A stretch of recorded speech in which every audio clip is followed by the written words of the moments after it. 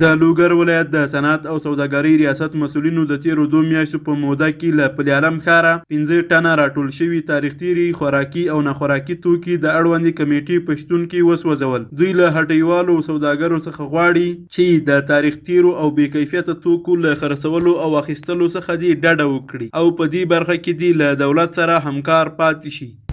در حدود 2 ماه ما تقریبا 5 تن مواد تاریخ تیر شده را، چیزهای تقلبی، چیزهای موادی که به کیفیت بود، ما ایره جمع آوری نمودیم و در حضور کمیته ایره حریق نمودیم. خواست ما از دکاندارای امین است که کدام موادی که تاریخش تیر است و کدام موادی که به کیفیت است او را در بازار نبره و به مشتریای خود نفروشند. هیره دې نه وي چې له دې وړاندې هم لوګر کې د صنعت او سوداګرۍ ریاست له لوري 23 ټنه راټول شوي تاریخ تیري خوراکي توکي سوځول شوي وو.